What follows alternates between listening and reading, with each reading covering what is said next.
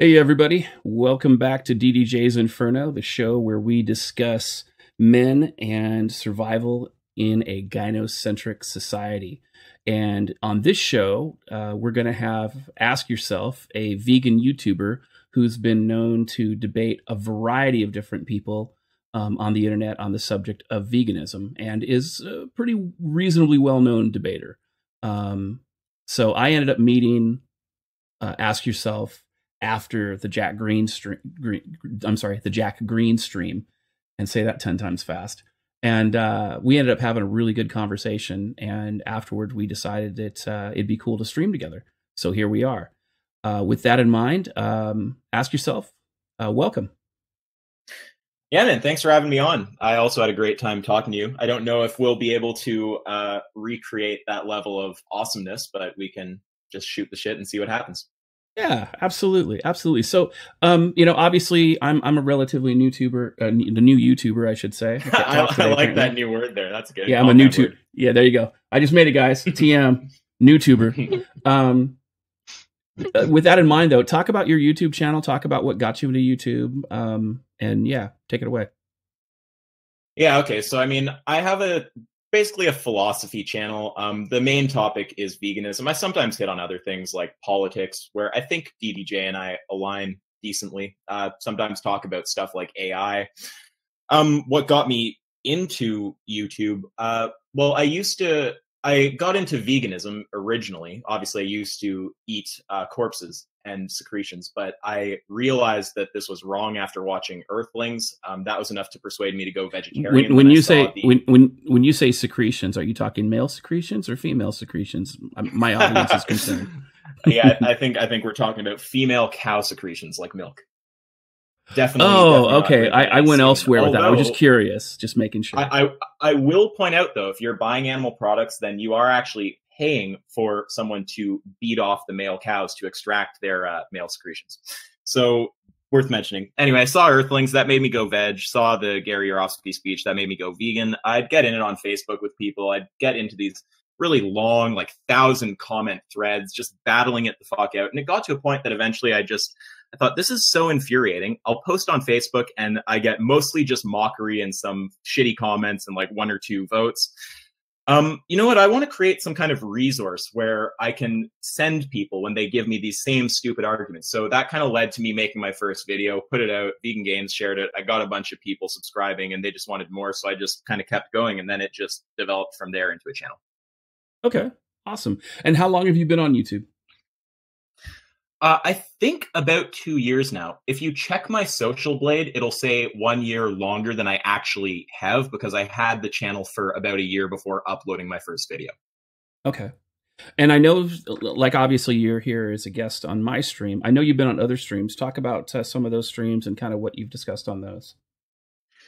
Yeah, I mean, there's 2 major categories of streams that I do. I guess the first would be discussions and the other debates. So discussions, I'm usually talking with other vegans. There's sometimes people on the carnist side who just want to have a talk, but usually if I'm talking to a carnist, they want to debate.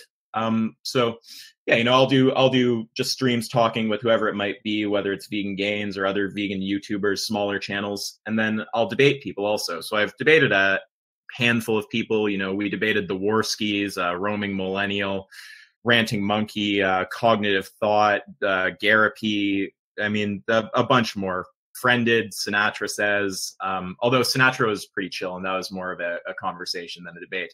Right. And yeah, I think the general perception is that Richard and I have mopped pretty much everybody. And the general trend is if you look in their own comments, they're getting a lot of negative comments from their own viewers, and the vote ratio usually speaks to our success. It's usually not as high as their average videos. Got it. Okay. And when you say carnist, what do you mean?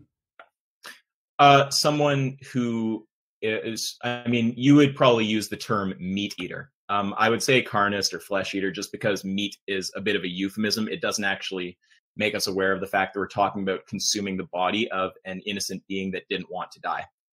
Got it. Okay. So in other words, if I understand comes you correctly, from like then carnal. Yeah. Right. So you actually choose terminology then to kind of evoke a a moral response? Is that a fair assessment? Not exactly, because that suggests that maybe it's possible that I'm not choosing the most accurate terminology. If I have a choice between the most accurate word and a word that's less accurate but that evokes more emotion, I will choose the more accurate word. But the fact is, when it comes to the animal holocaust, the actual words that literally describe what's happening happen to also evoke a lot of emotion. Okay. The reason I'm asking is because I thought that a person who ate meat who was a human was considered an omnivore, and that a person who only ate meat would be considered a carnivore. Am I missing something? Now, I think with omnivore and carnivore, you can use those words in like different senses. You could be talking about the actual biology of the creature, or you could be talking about just what they do, what their eating habits are. So people use those words colloquially to just refer to someone who eats animal products and vegetable or plant products, or carnivore, someone who eats just animal products. But in biology, they actually have a kind of like specific classification for what has to be true of you to be considered a carnivore. Got it. All right. So let's kind of touch on that a little bit, because I noticed that when I spoke with Jack Green, real great guy, nice interview. Mm-hmm. Yeah, I like one of the things that he talked about when he was debating veganism or I should say promoting veganism or advocating for veganism, I guess you could say. One of the things that I noticed that came up over and over and over again, and this was like really the first time I'd really spoken with a vegan in a public setting. So he was as much educating me as he was, kind of sharing his philosophy. But I noticed the thing that seems to come up a lot with a lot of vegan people on the internet is the moral argument when it comes to why humans shouldn't eat meat. So my question for you is what is the moral argument that is commonly used in your to your mind, in your opinion? And secondly, with regard to the moral argument, why should we use it? So it's a two-part question. Okay, so sorry, I've just got someone buzzing at my door, if you hear that in the background. Okay, so with the moral argument, there's a variety of moral arguments. If you're asking, which it sounds like you are, what my moral argument is, what's the main thing going on in my head? For me, it's kind of like a proof by contradiction type thing. Like, we accept basic human rights. Pretty much everyone's going to agree with fundamental rights. Like, you have a right not to be murdered.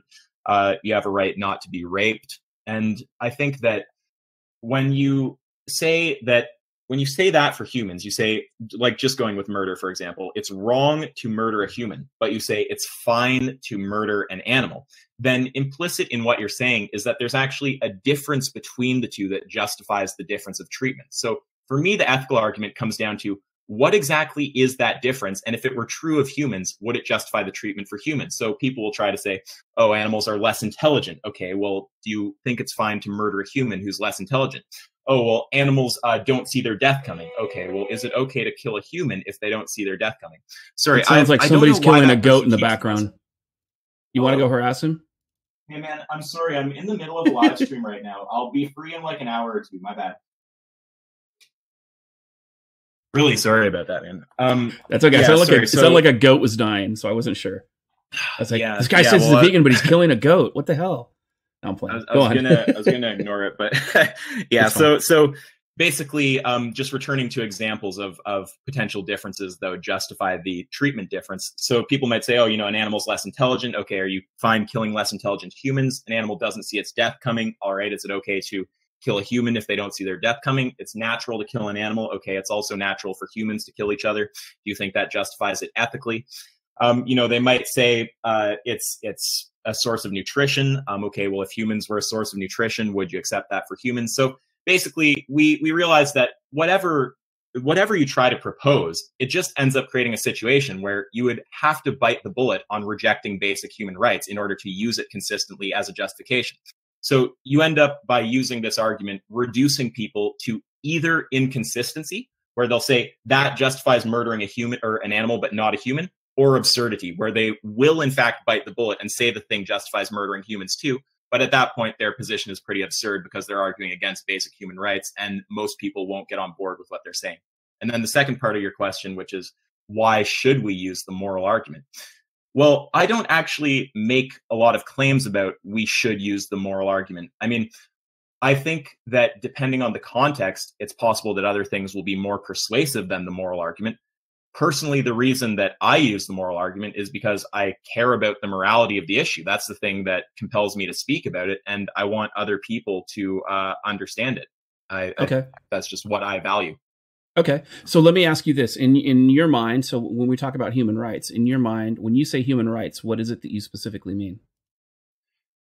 Yeah, I'm not sure if you're asking that because you see some rights that are like overreaching or going too far. When I'm talking about rights, I'm talking basic rights that we can all get on board with, no matter pretty much where you're sitting on the political spectrum. We're talking things like a right to life, a right not to be raped or imprisoned unjustly. Just basic rights. Okay. And I think you'd also call most of them negative rights. So if not all of them. So freedom from rights, not freedom to compel others to do something rights. All right. So let's talk about this for a second in when it comes to the right to life. Sure. Do you believe in natural consequences? What does that mean? Well, I mean, so in other words, if somebody does something completely stupid and they injure themselves and they wound themselves morally, do we have a moral right to save that person's life because they went out of their way to be dangerous? Or, you know, and I'm not talking like skydiving or something, but, you know, like, let's say some guy's a thrill seeker and he decides that he wants to go do something extremely dangerous and everybody tells him not to. And then he like falls down and he's mortally wounded with the understanding that he will die if people don't help him. Do you believe that we should help him, or do you believe that he should be a cautionary tale to teach other people to have opposable thumbs? Well, you certainly have a right to help him, but I think you're getting at, do you have an obligation? So yeah. That's thank you for clarifying that. That's exactly where I was headed. Yeah, no problem. Well, before answering that, and I will answer it, I never dodge, but I would point out that right here, whether you're compelled to save someone who's done something stupid, that is pretty different territory than veganism. So my answer on that is not going to impact the fact that veganism follows from the basic rights that you would agree with me on, like a right to life. So when it comes to, do you have to save somebody? I mean, I've not thought about it a whole lot. I think it probably depends on how practical it is for you to save them. I mean, it seems to me that you reach a point where it's like someone, you know, does something stupid, falls down and seriously hurts himself, and you're right there. There's no one in sight. You're able to help. I mean, I would have a hard time saying that you shouldn't help them.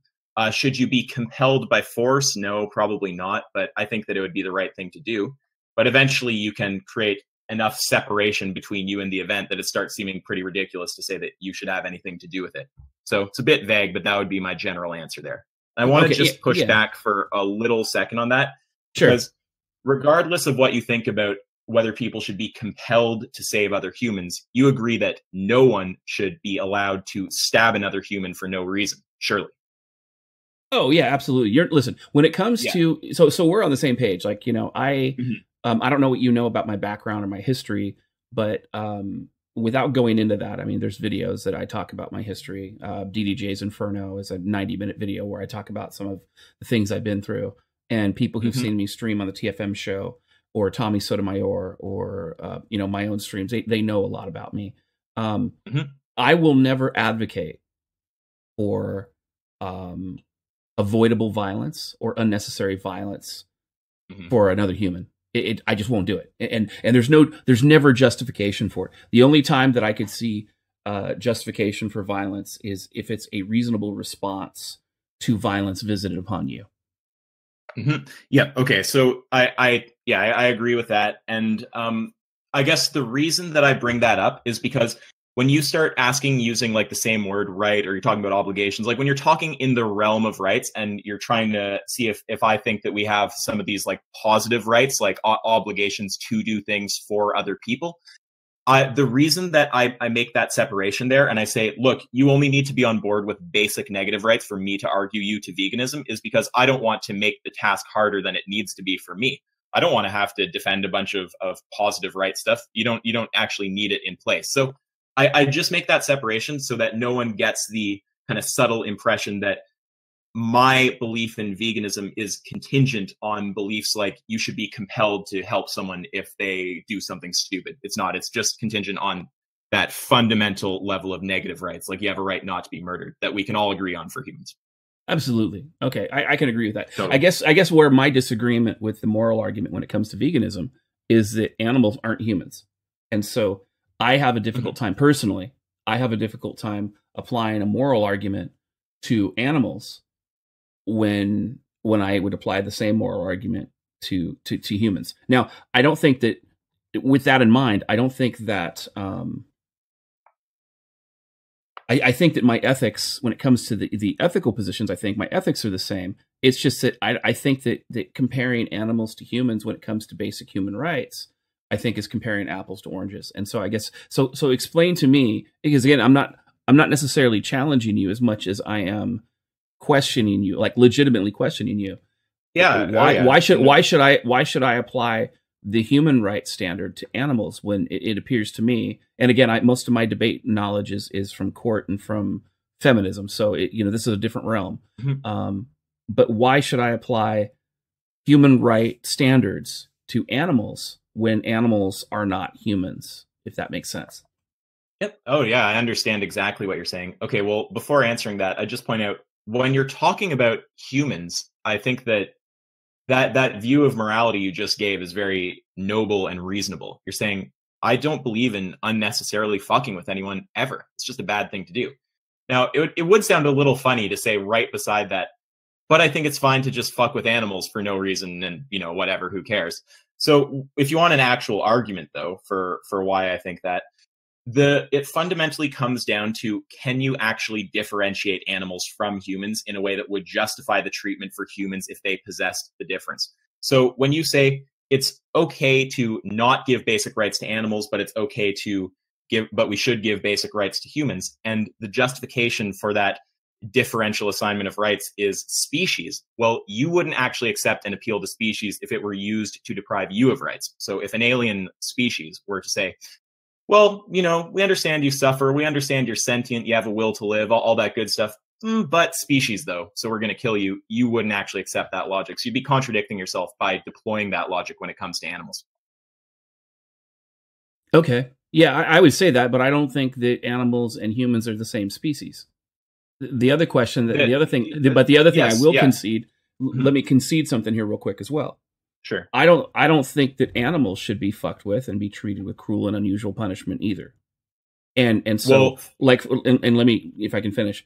And so one of the things that I would say is, again, as a meat eater, is that if you're hunting your game, this is the reason why hunters teach basically apprentices to kill humanely. In other words, to kill quickly so that you ease the suffering. I don't think that prolonged suffering, especially when it's absolutely unnecessary, I think that's cruelty regardless of the animal that you do it to, whether it is a human animal or a mammal or whatever. I disagree with, again, unnecessary suffering.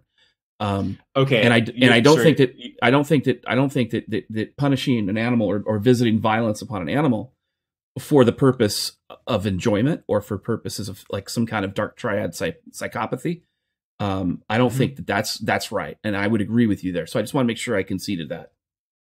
Yeah. Okay. I think there was like 4 points in there, but I don't think that I have the mental RAM to. You talked about hunting. You talked about ethical killing. You said humans and animals are different species, and then I can't remember the fourth one. But all right, let me touch on the fourth one because they're related. I'm not discussing these as separate issues. I'm discussing these as linked. So when I talk about hunting, I'm discussing the humane killing of animals as opposed to the brutal killing of animals. And when I'm discussing, going out of your way to harm or visit violence upon animals for, let's say, purposes other than food or purposes other than using the resources gathered from them, the animals, like say for, the intestines or the skins or whatever you can use to, make life better. That's kind of what that's where I'm headed. Okay. So let me just push back on a bit of that. So, okay. Sure. At the start, you talked about I made the point of if you're justifying murder based on species, then you'd have to accept aliens saying, okay, well, you're of a different species, so we're going to kill you. So then you responded to that by saying, well, animals and humans are different species. And that's precisely the point that I'm making. So if you're saying that species is the justification, you'd have to accept it if it were used on you, or else the position is inconsistent. No, I don't think that. Yeah, I don't think that species is the justification, but I also don't think that. Okay. I don't think that difference of species is a justification not to, if that makes sense. So in other words, just because I disagree with the negative doesn't mean I agree with the positive. Okay, let me just hit your other two, because for me, it gets into a very like explosive conversation with a lot of different topics. So it's important to like, I find personally when discussing veganism to deal with the points as they come up and then move to other ones instead of creating too big of a stack. I apologize. So then, yeah, go for it. No, that's totally fine. So then when you're talking about, this is just a little point to make. When you say you don't support needlessly fucking with animals, but then you support killing them for food, well, I mean, that is actually needless. You could eat plants. So I would argue against that. And then just finally, the ethical killing thing. Yeah, I don't think that you would say that there's an ethical way to stab a human to death needlessly. So that actually comes back to the initial question, which is this whole name the trait thing. What is it about animals that makes it possible to stab them to death in an ethical way for no reason? If you can spell out that difference and then we apply it to humans and you bite the bullet on killing humans if they possess the difference, I'll call your position consistent. But if you can't, I'm just going to say that's an inconsistent attitude to say that there's a way to ethically slaughter an animal, but there's not a way to ethically slaughter a human. All right. I believe there is an ethically way to slaughter a human, but I disagree with your pretense that it's needless. And what I mean by that, and this is something that Jack and I kind of agreed on as well, is that sometimes animals have to be killed for food because, basically vegan food is not available, or it's not feasible, or it's not reasonable in certain geographies or in certain climates.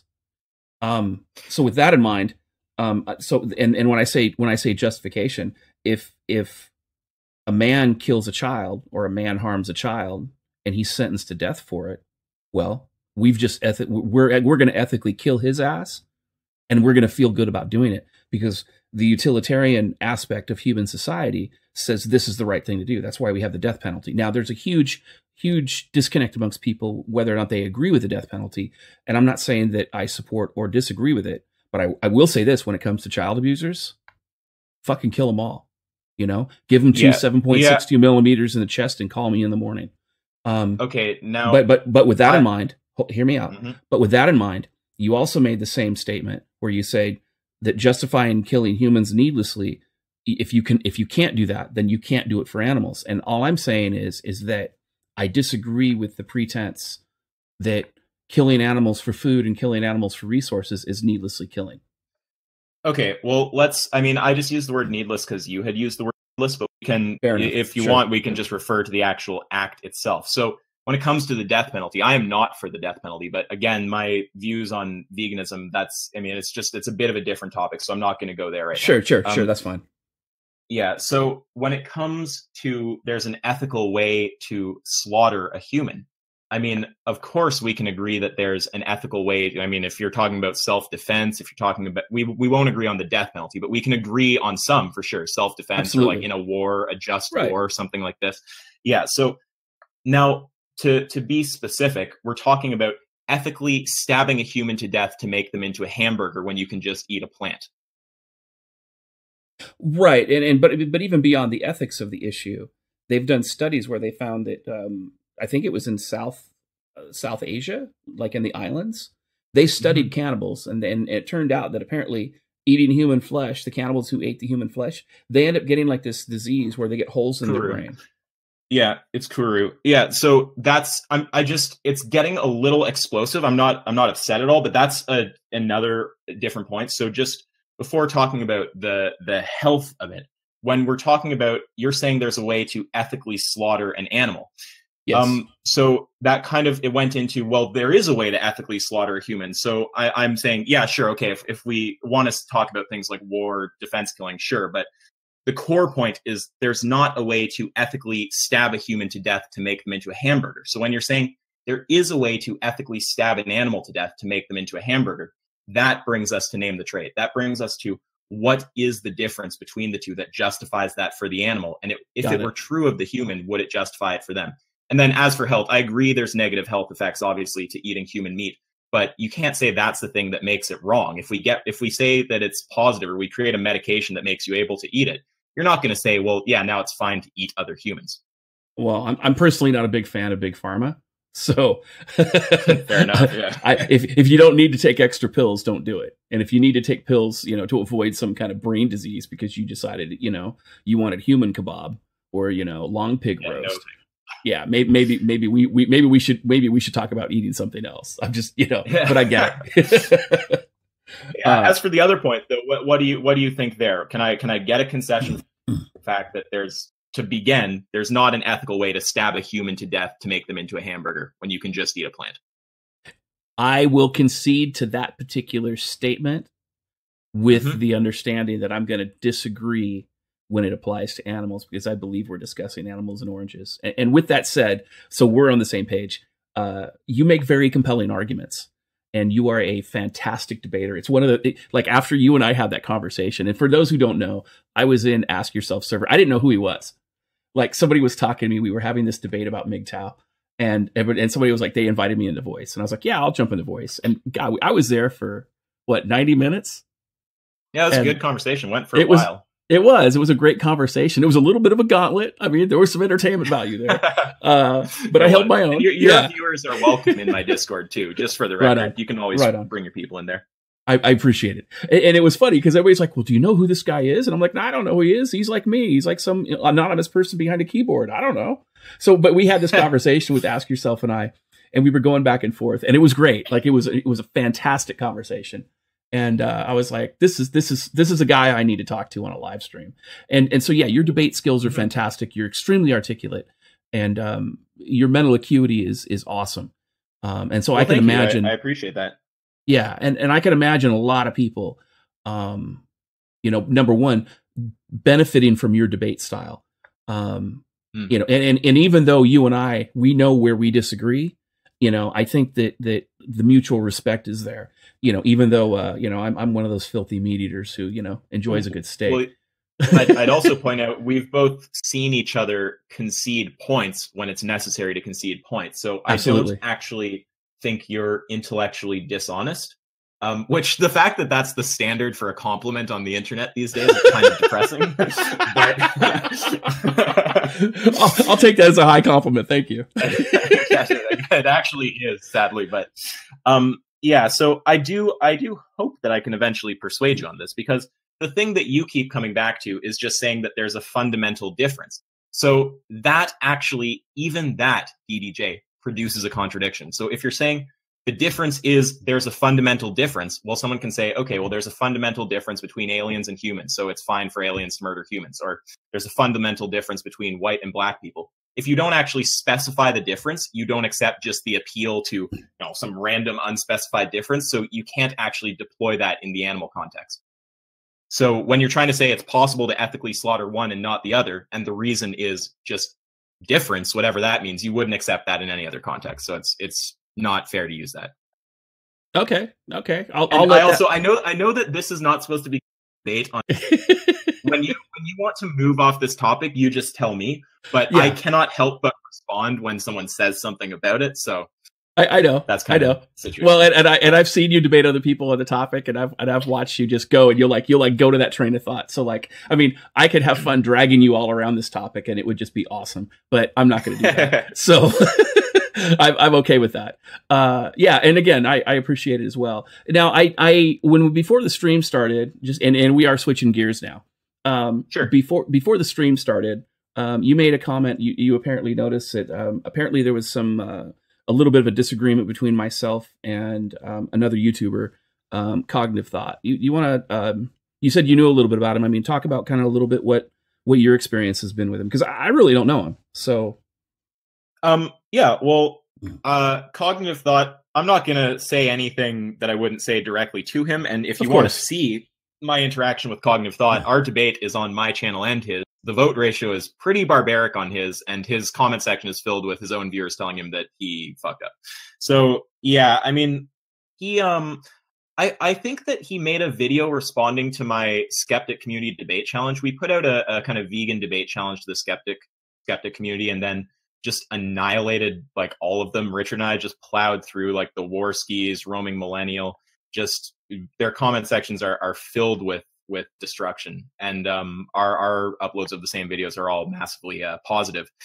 So yeah, we went on that kind of rampage, and Cog was one of the people who responded, and I responded to him, and I said, let's have a debate. I'm pretty sure that was the sequence of events. So anyway, we ultimately ended up having a debate, and I pushed him into quite a corner. Take it with a grain of salt. It's coming from me, but I think this is pretty much a dead accurate description of what happened, and you can go watch the debate for yourself. I pushed him into a very clear corner where he was trying to justify exploiting animals but not humans on the basis that animals aren't moral agents. So I was saying, okay, Cog, well, if a human's not a moral agent, is it okay to murder them? Or is moral agency, in fact, not a consistent justification here for you to be using? So he was trying to say that it's impossible for a human not to be a potential moral agent. So I was saying, you know, Cog, there's severely retarded people out there who will never be moral agents. A moral agent being someone who can think about morality and make moral decisions. There's people out there who just aren't capable of that. He kept saying, you know, they're human, so they have the potential. It's like, Cog, if they only have the potential via some currently non-existing technology, you can just apply that to animals too. So by what standard are they a potential moral agent and a cow isn't? I think both are just not moral agents.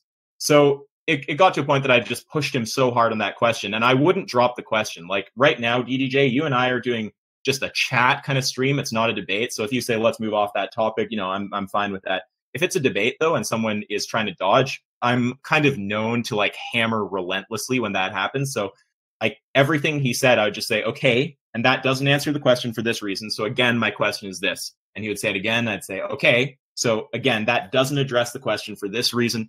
This is what I'm asking you. And it got to a point that he just started talking over me and eventually actually muting me. And I said, Cog, if you mute me again, I'm just going to leave this conversation. And he muted me again and I left. And yeah, that was that. But if you want to see Cog get destroyed pretty badly in a debate, then you can go look that up. Aside from that final comment here, I've had positive interactions with him. I talked to him a bit after about some unrelated stuff, and that was generally positive. I think he's a nice guy, but he's just very, very wrong on this particular topic and obviously can't defend his view. Right. No, and I get that. And that's actually one of the reasons that I wanted you on the stream, and it's one of the reasons that I like you, is that you stay on the issues. You avoid ad hominem. You avoid moral fagging. Well, mostly. No problem. I had to have a little fun there. You know, but I'm just saying you avoid all the ad hominem. And I like that. That's one of the things that I respect about you. And I think that that's important because when you look at the facts, it seems as though you look at them pretty objectively from the lens that you look at them through. So I totally understand that. The other reason that I wanted to bring it up is because so there was a YouTuber that had been sorry, DDJ. I have to just say one thing. Go ahead. Fear of seeming intellectually. I never ad hom someone, which is to say I never actually base the correctness of an argument on someone's character, but I do take shots at people. So just to be clear, I insult people, but I don't make ad hom arguments though. Right, but what I'm saying, when you say you don't make ad hom arguments, what I'm saying is that like if I say somebody is a spurg, it's because I have examples. If I say somebody and that's not an ad hom. It's an ad hom if you say it's a description. The person is wrong because they're a spurg. That's when it's an ad hom. And absolutely. Just an insult if you're just saying that. Yeah, okay, totally. Absolutely, yeah. And that's what I'm saying. You and I agree on that. And I think a lot of people miss that when they're in the debate. They hear the word spurg and they're like, oh, ad hom. And I'm like, you didn't listen. Yep, it's so annoying. You didn't listen to the 3-sentence description of what I said prior to getting to that point. And then they're like, oh. And you just lose them. Mm-hmm. So, yeah, and that's one of the reasons that that's why I was saying, I attack people. I mean, when they need it, you know, it's therapeutic. Because sometimes someone's character is actually something that needs to be mentioned. I mean, it gets to a point when someone is just being obviously dishonest, and it's almost like autistic at that point for me to keep just attacking their arguments. It gets to a point where it's like, look, I'm going to break down what you say, but at this point, I'm starting to realize something about you personally, and this is my take on you. I usually say, you know, take it with a grain of salt, but this is how I'm starting to perceive this person now. Right. That's right. I cut you off if you remember where you were going a minute ago. I actually do. Thank you. But again, Awesome. I wanted to make sure you had a chance to speak your piece as well, because again, you have important shit to say. Yeah, you're a very fair host. Yeah, I do what I can. So here's the thing. So there was a YouTuber out there. He had, I don't know, like 14 subs or something. Real small YouTuber named Mad Changi. Mad Changi started to falsely accusing me of all sorts of things. And again, obviously you haven't looked into this, so I'm just, you can take me at my word or not or whatever. That's fine. One of the things he accused me of, for the sake of conversation, I'm just gonna. Right. You can look it up later. Is correct. Exactly. Totally. And take it with a grain of salt if you so choose. He started harassing me online. He started sending me all these DMs on Twitch. He started harassing my comment section, all this stuff. And then I started having people send me, like, I didn't know who he was. I was like, yeah, you just a nobody. And, he was a spurg, and I moved on with my day, again, based on his conduct. So then I had all these people sending me stuff about him, and some of it was able to be verified and some of it wasn't. And the guy ended up, like, there was, if you look at my stream, about my response to Mad Changi's harassment, I have a screenshot where he threatens to stab a woman in the throat. And all because she questioned his mental stability. Wow, that's kind of exemplifying her point a little bit there. Yeah, and don't get me wrong, like, yes, you're not mentally stable. I'm going to stab you in the throat. Right, not exactly exemplifying your mental stability there. Yeah, exactly, and again, it says a lot about your ethics as well. And I don't white knight to women or anything like that. And I certainly have philosophical disagreements with feminism. Obviously, I wrote the book, The Feminist Lie. It was never about equality. Maybe I have some disagreements, but he actually wrote. So put it this way: if you're coming in and it looks even remotely like you're white knight, the guy is probably doing pretty crazy, because you're not known for being a fucking white knight. You're literally a MGTOW channel. Yeah, exactly. And he wrote a poem about feminism, about how he wanted to murder feminists. And again, I put a screenshot and a link to that. Oh yeah. I put a link to that as well. Just to be clear, is this guy a feminist? No, he's a former MRA. He's a former MRA. He used to write for A Voice for Men. He was an author for them. Okay. And what prompted him to harass you? Or to start I don't know. Whatever. I honestly, I don't know. Was it you, Lily? No, it's me. What did you do? How'd you manage that? Go ahead, Lily. He attacked DDJ because I'm on the stream as a Q&A thought. Legit. Oh, whoa. Just because you're female and on the stream? Yeah, because he's like, oh, DDJ is not a real MGTOW. He speaks to women. Yeah, I mean, it's pretty ridiculous. Right. Yeah. So that's the kind of stuff that you corrected me on, though, recently. I had a few misconceptions about the nature of MGTOW. But right. Sorry, go ahead, though. Yeah, no. And obviously she makes a valid point. So he starts spurging out, and he starts making all these, DDJs a doxer. And I'm like, okay, well, who's my doxing victim? Whatever, show me the private information, just whatever. He just continued spurging. He didn't care. So he made by the time that I made the video, and it was a live stream, I showed on the live stream where the last 9 of his 10 videos were about me. Whoa. How big is this guy? I mean, physically? No. Oh, I was going to say, no. I mean, he's big enough to fit in a casket. I mean, I don't know beyond that. Not threatening. No, I mean his social media, though. No, he's small. And I'm actually surprised anybody at all pays attention to him, which is really where the story gets kind of weird. But we'll get there in a moment. Okay. I'll just say I've had similar experiences where some weird small YouTuber just decides you are Satan, and they're just going to make a shit ton of videos just railing against random ass shit about you. And it's just video every day, sometimes more than one, of them just spurging out. Okay, right. Have fun. Right. Well, it turns out that, so like people started sending me all kinds of stuff, and I mean like legit sending me all. So I just had fun with it. I was like, okay, here we go. So you talk about how, like, when you attack people and you don't make ad homs. I'm the same way. Well, apparently this guy Mad Changi, he's got an Encyclopedia Dramatica entry about him, and it's under the title of Wannabe Dick Riders, and he's the number one. Yeah. What? Yeah. So I was like, I wasn't sure if he was a wannabe dick rider, and I didn't want to necessarily make that ad hom attack. And then I found out that he actually, from the target of the pictures, he actually sent dick pics to a trap. So I was like, yep, wannabe dick rider confirmed. Yeah. Whoa, this guy seems to have a bit of a reputation here. I haven't even. Yeah. Well, he's been on the internet. You for haven't. 10 you years. haven't got started.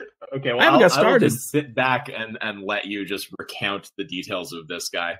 Yeah, I was like, really, dude, this is what's going on. So he had a blog in 2008 where he said his Bang Me score was like 91% and how he's just like this sex god. And then he was like posted on Twitter how he's the king of MGTOW and he's the alpha MGTOW. And I'm, of course, a simp because, reasons. And and I was like, whatever. So I was like, okay, this guy's full of shit. And I put all this stuff out there.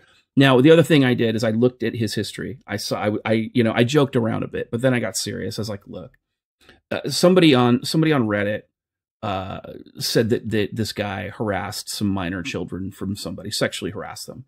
And I was like, okay. So I took the screenshot of that and I said, look, I can't confirm this. This is the guy's name. I think he's the father. I'm not sure. I can't confirm the information, but this is what some of these people are saying. And then I looked at the harassment history and I looked at some of this stuff. Because, this dude went after my Q&A thought and he started sending her tweet after tweet after tweet after tweet, like 73 tweets in the course of maybe a week or two, just trying to get her attention. And then what he's doing is that while he's doing this, he's sending DMs to people saying, oh, she's an attention whore. She can't help, but I'm in sweetheart mode. And again, I put screenshots of all this on the screen. And then he goes to reach out to her in private after he makes multiple videos disparaging her, harassing her completely because he can't harass me anymore. And all these tweets harassing her. Why can't he harass you? You blocked him or something? I blocked the fuck out of him. Absolutely. Like the Great Wall of China. Like Trump would be jealous. Okay. Yeah. Yeah. So he does all this shit to her. And then they're like, oh, and again, it's pathological at this point. I'm like, Jesus Christ, this guy's a trip. And I look at the comments and before I banned him from my comments, I noticed it because again, he was spurging in the comments. All the women there got really negative treatment from him just because they disagreed with even the women that actually made reasonable arguments. I was like, wow, this guy's a trip. So I look up, it turns out he's Canadian and he doxed himself on his Facebook account. He's got his real name attached to his Mad Changi persona. So he not only his real name, he's got his full middle name there too. Real brainiac. On a public profile. Yeah, multiple public profiles. If you look at some of his descriptions on his video, he actually has his actual name on like his emails and stuff like that for contact info. And well, apparently at some point, somebody posted a Pastebin post that had his physical address, his former employer, and like something else. And I from 2016. And the only reason that I talked about it was because not because I wanted anybody to do anything harmful, but because I also looked, and again, I did this before the stream.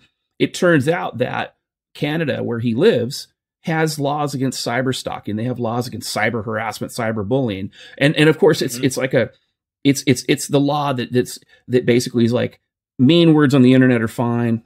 Oh, you suck. Okay, you move on with your day. Right? That's not what they're talking about. They're actually talking about like legit stalking or legit harassment in the context of online communication. So what I saw, and again, I'm not an attorney, I'm just a paralegal. I saw what looked to me to be a potential crime. Now, for myself, I don't personally care, but I don't want to dox myself, of course. But on the same token, if he's doing it to me so readily, and he's been on the internet for 10 years, he's doing it to other people. So I also put the police department's phone number in his jurisdiction up there, and I was like, look, here's the guy's name. Here's the guy's last known address or the address 2 years ago. If you call the police about him and you give that information, if you think that you're a victim or you might be a victim, you can give that information. They can find him. And if he's moved to someplace else in Canada, they'll be able to have enough information at that point because they're law enforcement, right? They have access to resources. They could find him and they could hold him accountable wherever he's at based on whatever those laws are. Yeah. and Now, let them make that decision. I obviously can't confirm all the details of this on the spot. Of course. But if the general situation is you have a guy who's actually engaged in weird ass harassment on the internet, whose information is already publicly available, and you're sharing that publicly available information, I mean, I don't see how that would be doxing if that's the accusation here. Yeah, and that is the accusation. I mean, by that definition, and somebody in my comment section when I talked about it, it was actually the person who said that was Cognitive Thought. And that's why I brought that up. Cognitive Thought actually said that sharing public information was doxing. Okay. That's so. There's the tie-in to Cog. Yeah. It's the long. We took the scenic route. Well, and a funny little side note also. It's funny because the word misogynist has been degraded in meaning, just like racist, just like pretty much all of these words by social justice warriors to a point that it basically doesn't mean anything. But it sucks because there are times when it's actually legitly a proper word to use. No, it's not an accurate word to describe a MRA or a MGTOW just by virtue of the fact that they are a MRA or MGTOW. But some guy who actually just seems to have a hate on for women, who just enters chats and just randomly gets like abusive with women, who kind of DM stalks and shit. I mean, yeah, I mean, I think that that word does describe something that does exist sometimes. There are actual examples of it. It's just overused massively by crazy people. Right. Okay, so I'm going to take you on another scenic tour, and then we'll kind of have a conversation every so often. Yeah, sure. But it won't be a bar hop, so I apologize. It's all good. I roll with the punches. There you go. So Cognitive Thought apparently did like 7.5 hours streaming about me. One of the streams included Tonka Saw's girlfriend, Vamp Candy, Sinatra, and of course, Mad Changi. Which is really weird because that name seems to be more and more apt the more I learn about him. So after the streams happened, after the little drama stuff happened, all of a sudden all these people started like doing the hashtag MeToo bandwagon. And it was like whatever. But what was interesting I'd love to get your thoughts on that at some point, but yeah. Yeah, absolutely. So, and we could do that here. So, I mean, in the stream after we kind of go through that, just make a note of it. Yeah, totally. I'm just planting a little flag there. Yeah. Yeah, I like it. So we get to talking about this. And one of the things that they zoomed in on was this whole thing about, I think guy's name is David Amos. And I remember I told you about the screenshot is that the pedo guy? Well, he said that somebody that's Amos. Yeah, Amos is the guy who said that they were concerned about him sexually harassing minor children. And I was like, and I said I couldn't confirm that. But I posted it there because it was a response to a Reddit post. It was relevant. Hopefully I was looking for people to look into it. I want to make sure. Sorry. I'm tripping out here. You are not talking about the guy who troll defends pedophilia on the internet, are you? I don't know who he is. I don't know. I never heard of the guy, but I do know this. What's his name? David Amos. David Amos. Okay, I don't think that's the same person. Now I will say this though. Some people did come to me after I put that stream up, and they're like, "Dude, this David Amos dude, he's a spurg. There's no way to confirm this." And I looked at the information they gave me, and I'm like, "Oh shit, yeah, he's a spurg." So I want to make sure everybody knows up front. Now that information I know that it's inaccurate, and this person is not credible, at least with this comment that occurred in the Reddit post that he made. I just wanted to concede that I can find no evidence of it. I did my due diligence. I told you guys I couldn't confirm it before. Wanted to make sure that I say, yeah, look, you're right. David Amos is he's not there. But I did find something interesting because when that information got sent to me, something weird happened. Like, I was like, well, why would somebody say that this person sexually harassed? Why would they say that they sexually harassed minor children? That's a pretty damning statement to make, right? So I kind of damning as it gets. Yeah, exactly. And again, I'm a father of children who were sexually assaulted by my ex-wife's boyfriend. Mm-hmm. So, that's going to be like my bugaboo. Yes, we discussed that to a certain extent last time. Right. So with that in mind, I'm gonna see if this works here. I'm not sure if my Chrome is set up, but I'm gonna do some screen share now. Do you need me to give you okay. the misandry today Nope, Twitch so you can see it, or you've already got it? Nope. I can move over to it. I just need to reload it. All right. I'm going to go ahead and load that now. So this is a Wikipedia article, and it's kind of and again, I'm just kind of going fast and loose here. This woman is Rehtaeh Parsons, and in 2013, Rehtaeh Parsons committed suicide. She hung herself in Dartmouth, Nova Scotia, Canada. She didn't kill herself. So I guess somebody found her. They took her to the hospital, but she ended up being in a coma, and then eventually her life support was turned off and she died. Now, the reason that she killed herself is because, and I'm going to scroll down a little bit, hopefully everybody can see this. The reason that she killed herself is because in 2011, she went to, and she was 15, she went to a friend's home, and apparently there was some drinking. Now, and I read another article that talks about this a little bit, and so I'm not going to quote it here, and maybe I'll put it in the description or something for those people that want to fact check this. But apparently they were drinking alcohol, and she's a tiny girl. If you look up at the picture, she's tiny. They gave her 8 or 9 shots in a very short period of time. She got really drunk, and apparently the next day or shortly thereafter, she claimed that they raped her. Now, she's 15. Supposedly it was a gang rape, and apparently the people involved, the boys involved, they took pictures and they were sharing them all over. So for 2 years, the pictures became widespread in the school and the town, according to this Wikipedia article. She was called a slut. She got text messages and Facebook messages asking for sex.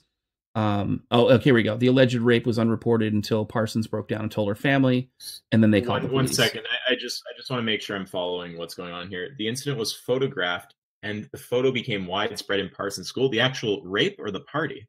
The Teenagers rape. were drinking vodka at a small party. Parsons had little memory, except that at one point she vomited while a boy was allegedly raping her. Yes. Wow. And sorry, not to be lewd, but like, this is 100% legit? You've actually looked this up? This information on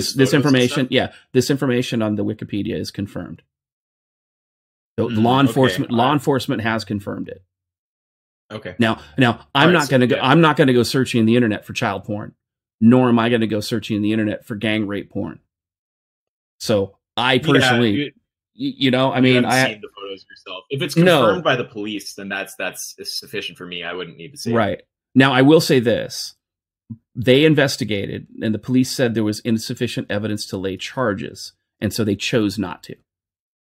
But they did. Everybody confirmed the sex. Everybody confirmed the photos. Everybody confirmed everything else. Now, what's interesting? It was rape, though. They couldn't prove it was rape because, the 4 guys who had sex with her, they're not going to go, yeah, you're right, I raped her. That's not going to happen. Well, yeah, and it's not obvious from just a photo necessarily. Correct. They're trying to be objective. Now, one of the boys in September 2014 pled guilty to charges of making child pornography in relation to her photo. And then what was interesting is that after that, there was some inquiries from government, and one of the inquiries was this one here. It's the Milton Pepler inquiry, and I'm just going to kind of touch base on some pertinent portions here. It says the authors of the study or of the inquiry met with and including board staff, 111 people, police, youth, healthcare workers. They got over 150 submissions from the general public, but they didn't interview her friends or her teachers, and they basically made 13 recommendations for how to solve this in the future. In other words, how to avoid this.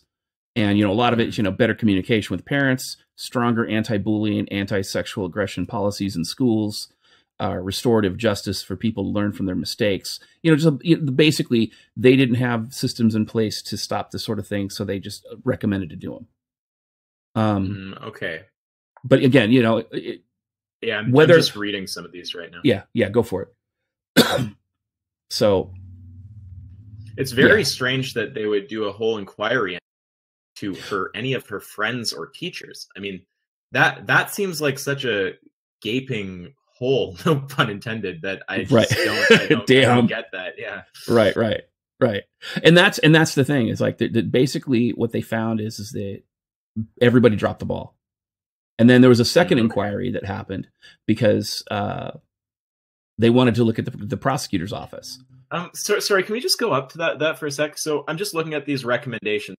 I don't know what I think of them or if they make sense. Is it important if I agree with the recommendations right here? Because I've 6 of one, glanced over them. 6 of one, half dozen of the other. I just want to make sure people.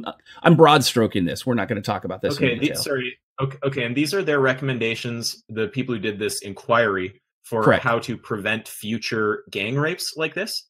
Yes. Okay, involving young people in it. I don't even know what that means. Basically, like when they say advisory roles, they're talking about like peer counselors and people like that. Okay. Oh, well, that's good. Yeah, definitely. Ensuring that students help develop policies that affect them. It sounds a little like a platitude, but I guess clarifying the welcome to politics. Transferring students between schools.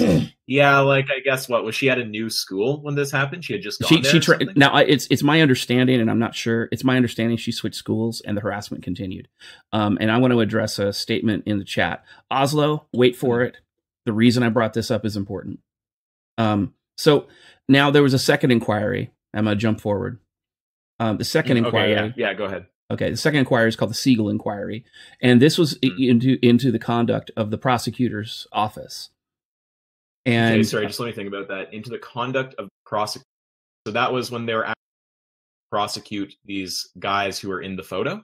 Yeah. So what happens in law enforcement? Typically, what happens is that you have a police investigation. In this case, it's the RCMP. The police then turn their information over to the prosecutor's office and say, "Hey, we either think that this is a crime been committed or not." In this case, the prosecutor's office, they turned the evidence over. The prosecutor said, well, we looked at well, they didn't say no grounds. They just said, we don't think we're going to win. So don't arrest them. So, okay. So this is just looking at their, right. I'm not too familiar with the law. So like I'm following being said, but go ahead. Yeah, take what I say with a grain of salt. Obviously, I'm not an attorney, but the important thing I want to draw your attention to is it says Segal made 17 recommendations and found the system had failed on just about every level. A series of improvements to policies, procedures, and actions related to cyberbullying, sexual violence, investigations, and prosecutions was contained in the report. So yeah, I thought that was important to kind of highlight. And again, here's some of the recommendations. I'm just kind of touching on this. I'm not really that concerned about it for the purposes of our conversation. Sure. But the reason I bring it up is because the father is a guy named Glen Canning, and he's Canadian. And Glen Canning, after all this happened, Glen Canning was the subject of harassment. Again, this is the woman's father, the girl's father. And this girl, the dad, Glen Canning, was harassed. And it says right here, here's a quote from the complaints. It says, Glen Canning, based in Toronto, said there were dozens of posts on Winter's blog between 2014 and 2016 about his daughter, Rehtaeh Parsons, the girl we just described. She committed suicide after she was sexually abused by a group of teenage boys at a party in Halifax in 2013. And this is the Canadian news agency, I think CBC. Yeah, CBC. Let me see here as I lose my spot. I'm very familiar with CBC. Okay, so you are Kanuckastani. Got it. Okay.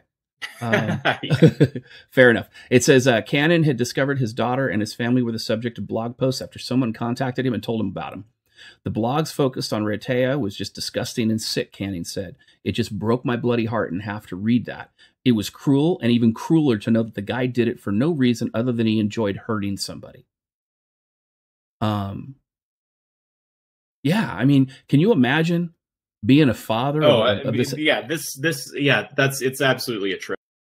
Yeah, I mean, I have a degree of understanding if people are skeptical of a case and like when it enters the public eye, there's going to be criticism and whatnot. That's one thing, but to actually just write horrible things about some dead girl who was raped and then killed herself. I mean, yeah, that's obviously not appropriate. You're not going to tell me that the guy who wrote the article has something to do with this Changhi dude, are you? Barry Winters is the guy who did the harassment, and he and Changhi were friends. and he got arrested. And this guy got arrested for hate crime. Changi and him have actually done streams together. Now, I didn't link the stream that they did together, but I actually have it downloaded in case Changi tries to delete that video as well. And you know concretely that it is the same guy. I absolutely do. Barry Winters. It absolutely is. In fact, if you go and let's talk about that. So Glen Canning made a website. It's glencanning.com, where he talks about Rehtaeh Parsons. There's a picture of him and his daughter right there, and he talks about how this guy went on like he went on a crusade. He went and changed the laws in Canada on cyberbullying. They made a documentary about her story to try to teach people about what's going on, and then more importantly, Barry Winters, obviously. And there's the post again, glencanning.com. There's a post where he talks about how, Barry Winters finally had the wish he had for years. He's been a famous blogger. And then they talk about him being arrested and about how he'd been harassing them since 2009. Now, Barry Winters is also known as Bacon Fat. And he ran a blog called Bacon Fat. And he and Changhi, they've streamed together. They've talked with each other. They've supported each other. They've been friends for a long time. He's getting some extra negative points from me for that blog name. Right. Oh, fair enough. There you go. Yeah. Carnist. Got it. Yeah. Also, I gotta say, this would be so satisfying for the guy, the father here, to finally see this fuck who's been screwing with him after his daughter died in a horrible situation. Hey guys, welcome back. Just as kind of a little FYI, there was some technical difficulties with one of my neighbors. Apparently they had some issues. Those issues are resolved now. I'm not going to go necessarily into detail because I don't want to dox myself or have any retards try to dox me as far as that's concerned. So with that in mind, we were having a conversation about Rehtaeh Parsons and Barry Winters and Glen Canning, and a lot of the concerns there as they relate to Mad Changi. Now, obviously, so far in the stream before that alarm started tweaking out, we were discussing how this kind of relates to Mad Changi, and that's kind of where I was headed to as far as this is concerned. Again, I just wanted to show that Barry Winters and Glen Canning, they have the relationship of, Barry Winters being Glen Canning's harasser and, cyberbullier online. All this hate stuff going on. I mean, it's horrible. It's a tragedy. And of course, I've still got Ask Yourself with me, and of course, the Q&A thought, Lily Even 32. So with that in mind, basically where we're going is we're going to this next screen right here. This is from 2014. I've backed it up. It's Mad Changi. The title of the video is Glen Canning Exposed, where he basically just, accuses. Well, here, let's have his own words on it, and let's just talk about this for a second. I'm gonna let this play, so people can hear it, and hopefully it won't echo too badly. We're gonna find out. So, audience, if you guys who are here, if it starts to echo, let me know, and we'll see if we can mess with the audio and see if we can figure that out. Here we go. If you can't hear it, audience, let me know that as well. Hello, people. The Mad Changi here. I've been following the story of Rehtaeh Parsons for a while. It was an interesting story to me because of its parallels to the Amanda Todd tragedy that happened around the same time. Both stories were similar. Teen girl is allegedly exploited and cyberbullied, then takes her life. Both girls were turned into martyrs of the rape culture agenda propagated by the feminist media. In the Amanda Todd story, we were told of a girl who was coerced into performing live sex shows, when the reality was she was putting her own material out there on the web since the age of 12. She was banned from Blog TV multiple times for her webcam exhibitionism. After her images went viral, instead of taking personal responsibility, she took to YouTube looking for sympathy. Portrayed herself as a victim even as she admits to screwing someone. No, it's not. The thing about Amanda Todd is that Amanda Todd was blackmailed on the internet. And let me see if I can pull that up real quick while we're here. So Amanda Todd, interestingly enough, she made that video. If you look over here on the right-hand side of your screen, it says Suicide of Amanda Todd. She did a YouTube video where before she killed herself, she had been cyberbullied. She was 15 years old when she got killed, and she was cyberbullied, she was harassed, and she was blackmailed into providing cam shows, flashing, and basically creating child porn. And what's Wow, interesting, yeah. Now, what's interesting about Amanda Todd is that she was born in 1996 in Canada, or I believe in Canada, but she was living. She committed suicide in her home in, and again, I apologize for the Kunakastanis here, Port Coquitlam, British Columbia, Canada. I think that's hypocrite. I think his Twitter says Port Colic. I don't know my own fucking country. There you go. Coquitlam. Yeah, it's probably like a native word. Yeah. I apologize if I destroyed the word. A lot of things here are native words. Yeah. But what's interesting is that on Mad Changhi's public profile, that's his hometown. So just kind of a little piece of trivia there. So she ended up killing herself because she ended up getting, again, the viral video after she died got 12 million views. There was an investigation. There were some people that were convicted for it.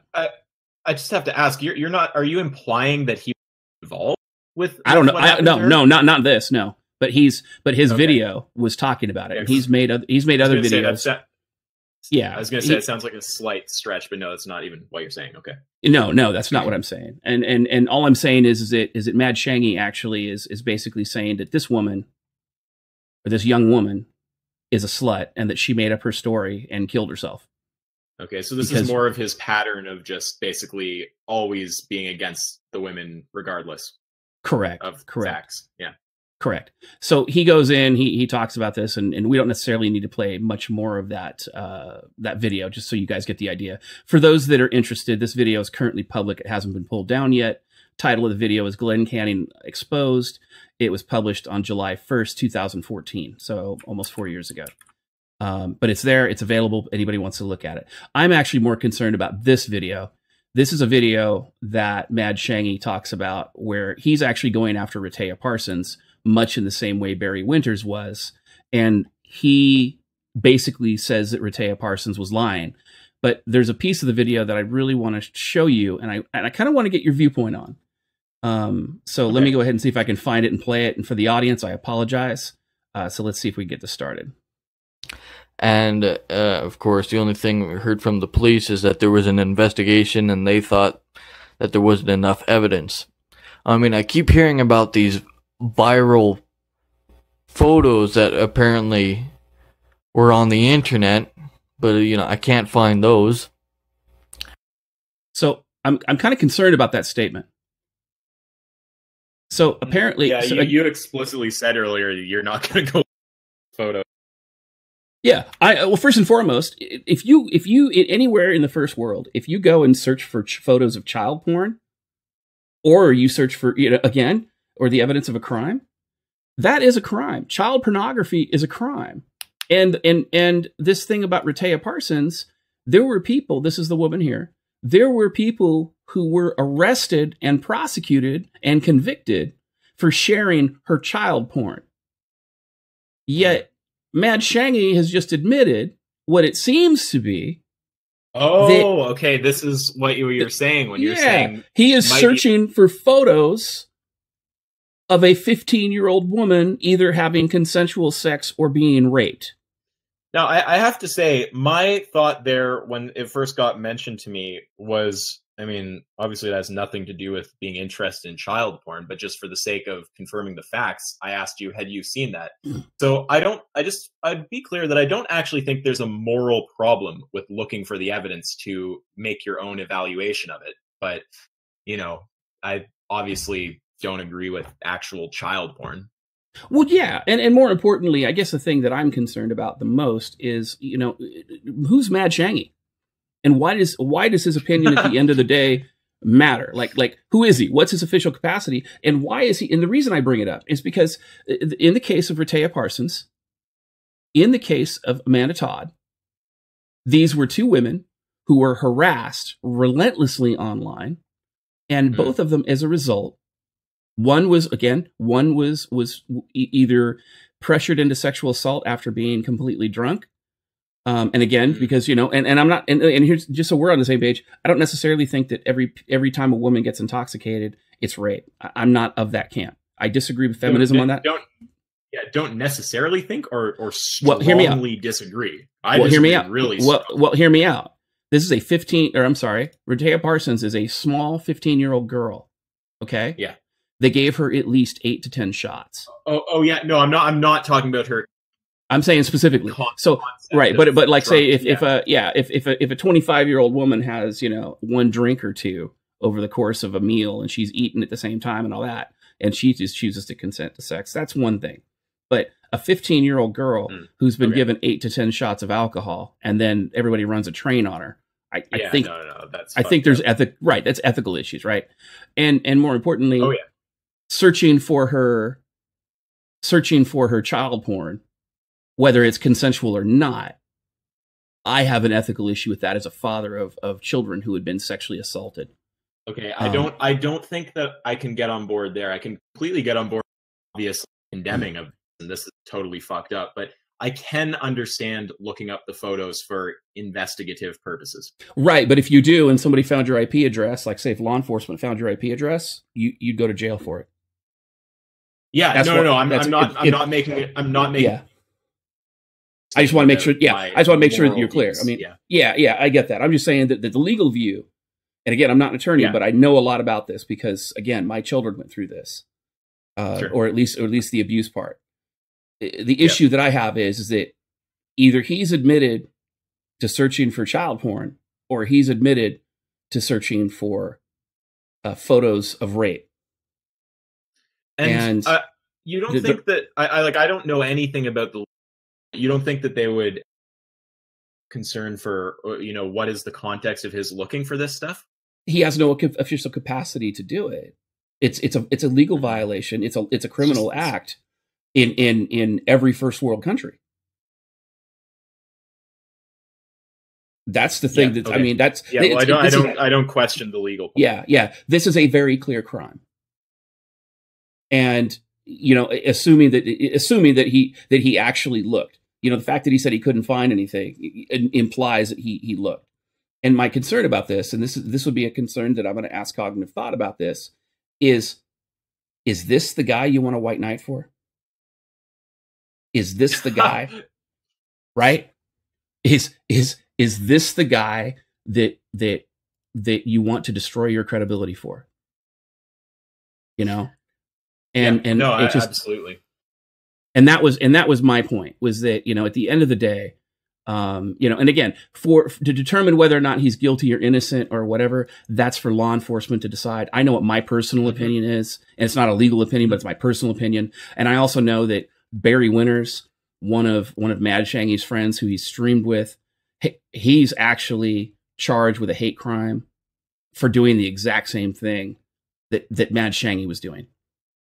Yeah. Okay. Well, just one or two things there. Okay. I don't like the concept of a hate crime. I obviously think that this should just be a crime. I don't like the notion that it's like, you know, it's worse if it's happening to a certain group of people or something. I think it should just be a general standard, not some special category. But then, yeah, when it comes to this guy and Cog standing up for him, obviously this guy seems like a pretty shady character, just going off of what I've been told in this stream and the stuff that I've seen. What exactly, just remind me again, what exactly was Cog defending him on? This guy falsely accused me of doxing. And so, and he was standing up for his claim that you right, and it was public information.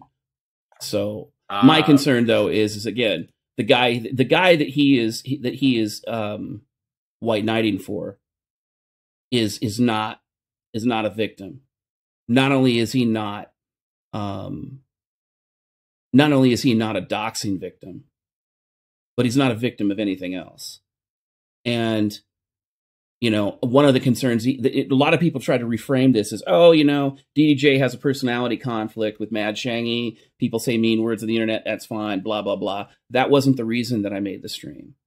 If I thought it would, look, if you came to me or you said somebody online, you said, oh yeah, that DJ, he's an asshole. I'd be like, okay, ask yourself things. I'm an asshole. I move on with my day. That's one thing. But when you demonstrate a pattern of behavior where it's cyber stalking and harassment and everything else, and I agree with you, it should be a crime, maybe not a hate crime, but I agree with you, ethically speaking, that it should be a crime, but not a hate crime. But you know, when you see this type of level of behavior where he's doing the same thing that this Barry Winters is doing, and Barry Winters just got arrested for it, well, in June anyway. He got arrested June of last year, or at least that's when this report was written, in Edmonton. You know, at this point, we're not talking about disagreements on the internet anymore. You know, we're talking about a guy who may or may not have, and again, I can't confirm this. You know, he didn't outright say, I searched for child porn online. He said he couldn't find them, which to me infers that. But again, that's my personal opinion. You know, obviously, maybe he meant something else. I don't know. But well, it's pretty hard. Like in a recent video that I'm making a response to right now, Steven Pinker said something like he referred to eating meat, and then he said there's a lot of things fine. It's like it's pretty obvious he's putting it in that category, but you couldn't actually use it in court because it wasn't necessarily a direct statement. But it's pretty clear here also. It's like if you're saying you couldn't find it, couldn't find implies looked. Right. right.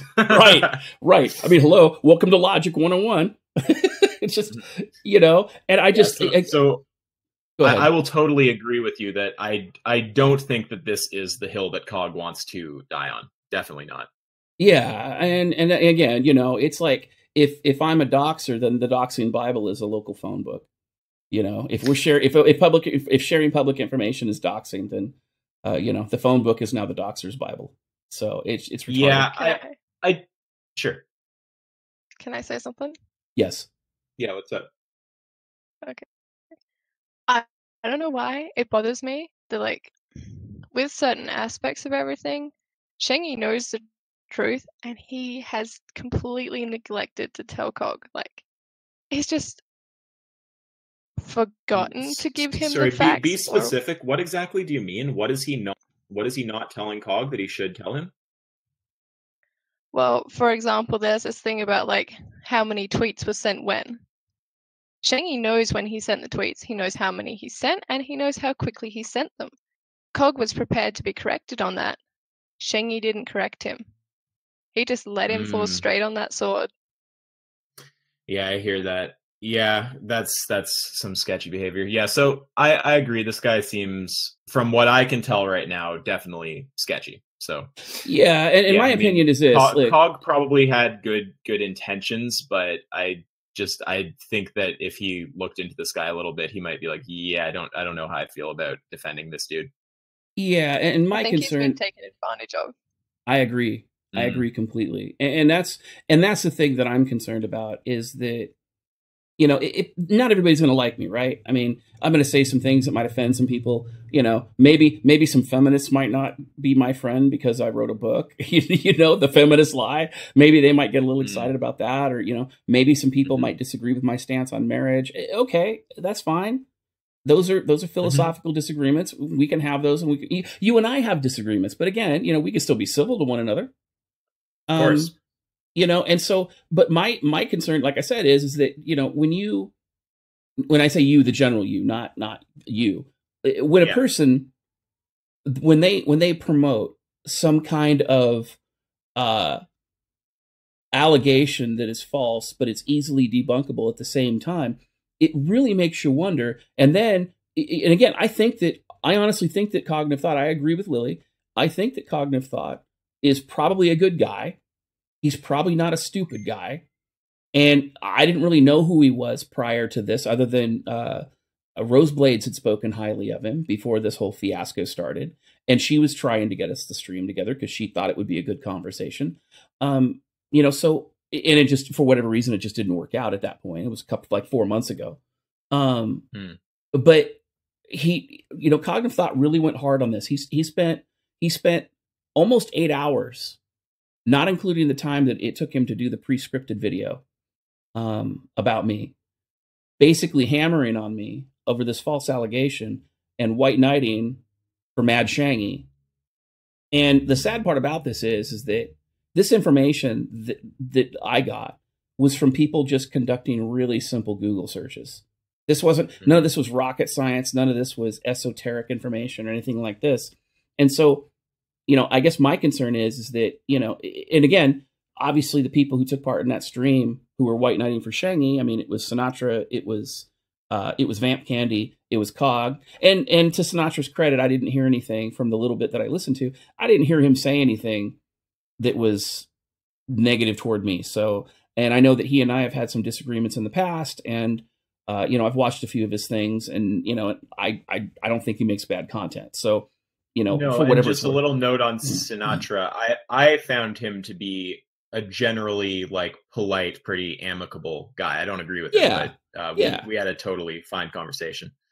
And just, I just want to clear up one thing, just because this COG has become now a thing that we keep talking about in this conversation. I didn't realize quite how central it'd be. I'm fine with that, but I just want to point out, you know, if COG has some kind of other view here or whatever, I'm obviously happy to talk to him about it too. I don't mean to. Yeah, absolutely. You know what I mean?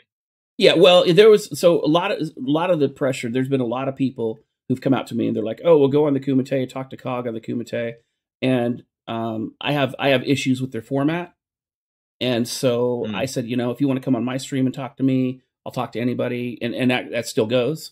COG actually, it's funny, of all the people that have spurred out on me and of all the people that have been disparaging, COG actually accepted the invitation, and we're going to be streaming, no joke, on April 1st, April Fool's Day. Yeah, okay. I'd like to see where that goes. Yeah, and again, I mean, you know, I told him, I said, you know, I'd be happy to have a a reasonable conversation, and if we want to civilly disagree on things, okay, we can.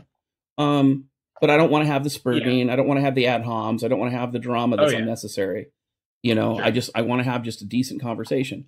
And so that, for me, I guess that was my biggest concern, was that, you know, at least from my perspective, was that it really appears to me to be a issue of, you know, what kind of person are you trying to defend? Because, you know, there's been a lot of people that have they've wrongfully inferred intent. They were like, "Oh, you just did this to destroy his life." When I clearly said in the stream, here's the police department's phone number. Let them do their job. Let them figure it out for themselves. And if he's guilty of a crime, let them handle it. Don't go to his house. Don't SWAT him. Don't do any of this stuff.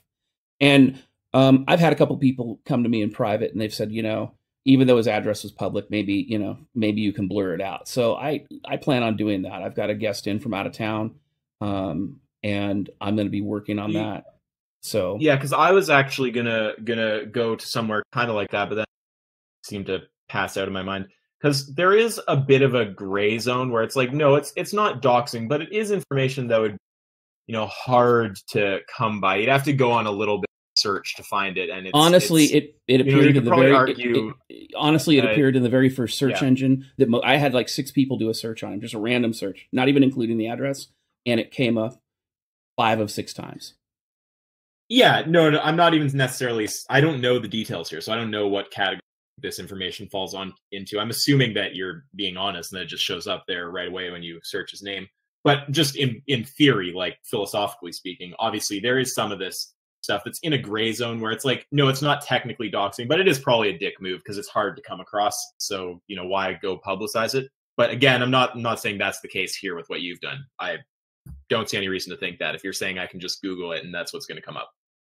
Yeah, well, and my other opinion is that you know, obviously I have a personal opinion about Changhi because of his false allegations and harassment of me, and you know, so I'll admit to my bias first and foremost. And I gave Changhi, before I brought up all this information to the table, I gave him an opportunity to stream with me, and he turned me down. Yeah, so he didn't want to even try to defend himself. No, that's and again, always a very sketchy thing right there, when someone won't defend their view. Yeah, and so, you know, and again, you know, when everybody else is like, I don't know why DDJ won't stream on the Kumite, I'm like, look, man, Changhi, I gave you an opportunity to stream with me. You turned me down. So, you know, what else is there to say? Well, I'm assuming that the opportunity is still open. I'm of 2 minds on the subject, to be perfectly honest with you. You know, of one mind, you know, obviously I want to give him his opportunity to speak on what he feels is important. But of the other mind, liars always lie, you know? And so, you know, how do you take a man at face value when you've just demonstrated that they are repeatedly dishonest and unethical? Yeah, I hear that. Well, you're under no have him on. You made the offer at one point. Yeah, and again, it's just, you know, I'm of 2 minds. I'm conflicted right now, but I'm of the opinion that, if your base allegation isn't true, and it is objectively not true, and I can show a couple other areas where you've not only demonstratively acted unethically, but you've outright lied. Mm-hmm. Well, at that point, there's another conversation to be had. So, or not. Well, yeah, it's like if someone demonstrates themselves to be sufficiently dishonest, it's like, do I even want to platform you? I understand the tension. And then there's one other thing that I was going to say about, the Kumite. Yeah, I mean, when I can understand not wanting to go do blood sports. Like, I personally don't mind. I'm fine debating, however many 40, 20 people, as long as someone moderates it. I don't mind if there's yelling and stuff. But I can definitely understand also someone who says, that's just not the kind of dude I am. Like, I just want to have an actual basic conversation where we just take turns and talk, and there's none of this crazy shit going on. So I mean, for me, I can do I can do the blood sports thing, but my whole opinion is that I don't like reframing, especially if it appears to be done unethically.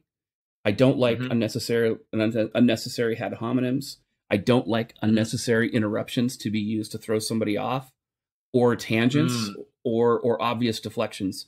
And I'm not going to name any names, but I have seen a fair amount of that on some of the blood sports stuff that's been out there. And that's, if people want to debate on the issues and they want to actually talk about the issues, I'm the guy to talk to. But if people want to go in and spurg in their super chat and make money off of the high level of drama, more power to them. It's not for me. Yeah, I hear that. I mean, there is a certain type of person who you would really not want to get into a blood sports format with. And that's not because, they're good at debating. It's just because they'd capitalize on the nature of the format, the fact that it allows for yelling, for cutting people off. Yeah, I mean, if there's a good enough mod, I've talked to JF a few times, and I think he's a relatively fair mod, and will make sure you can say what you want to say. But I mean, with someone like him, I mean, that's a blood sport that would never turn into a blood sport. I don't think you're ever going to see me and him yelling at each other, for example. But there's other people who it would turn into a yelling match with, and I don't. It's kind of weird because I don't personally mind. I can yell louder, but I don't necessarily want to get into that if there's a better option available. But I wouldn't back down from it if it was any kind of legit challenger and that's what they really wanted to do.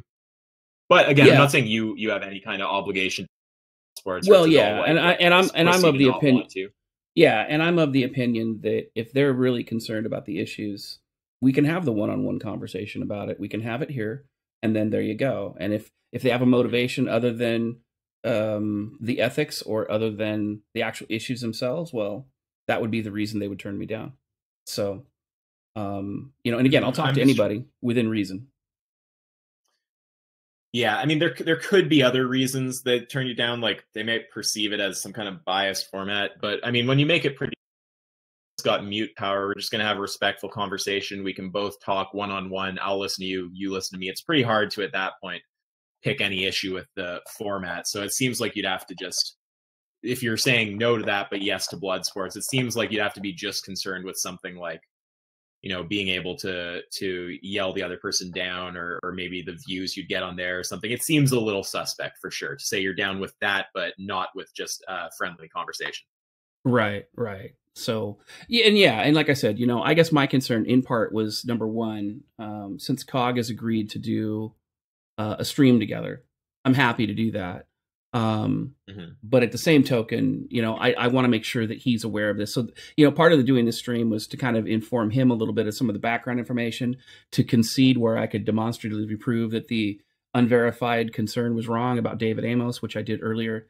And just to let everybody know kind of where I stand on certain things as well. And it was nice to actually have you provide some feedback, because again, you think about the issues, you spend time focused on issues in general.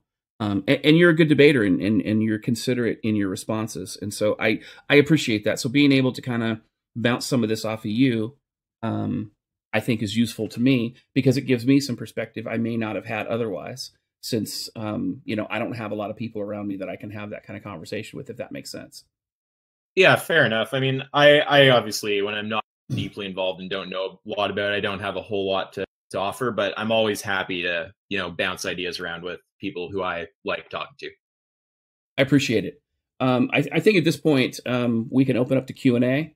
And again, I apologize for the taking the stream down for a bit. I'll put both pieces back up and I'll connect them together, and then we'll go from there. So Lily, do we have any questions?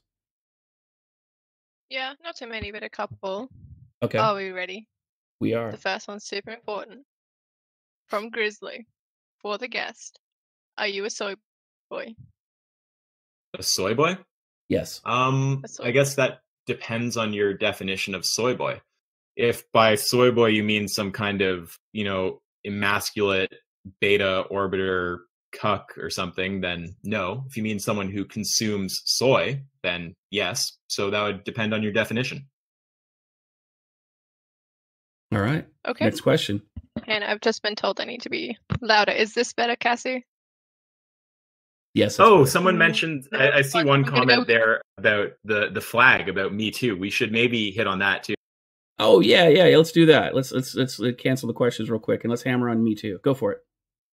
Okay. Well, I don't have a massive opinion here. My general, I try to be fair. Some good has come of it. There's people who seem obviously very sketchy and clearly are getting in legal shit, and it's good that that's happening. But there's also the other side, which is that it's clearly created a witch hunt, especially a social media witch hunt, where this believe the victim narrative is just so strong that people can come out with whatever ludicrous claim and get a ton of support, and, you know, destroy someone's life, get them fired. So I see a level of good, but I think that we need to maintain our kind of skepticism and not just fall into some believe the victim culture that allows a movement like that to just become a giant purity spiral witch hunt. That's my general view.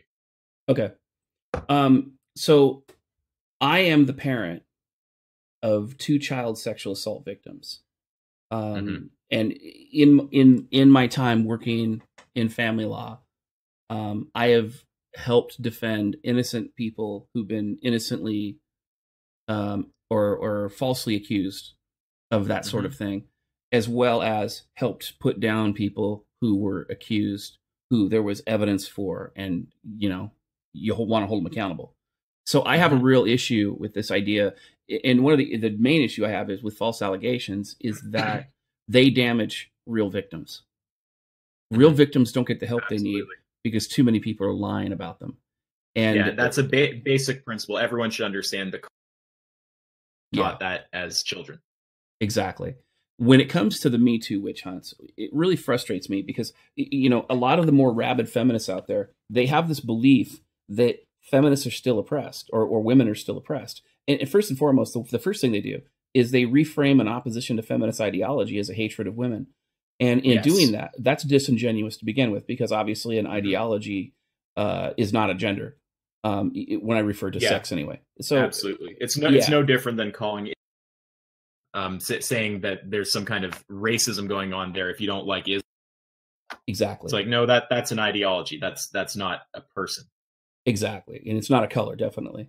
And so my point is that when it comes to the Me Too, the hashtag Me Too stuff, the feminists act like, and you saw this with the Title IX witch hunts that happened as well.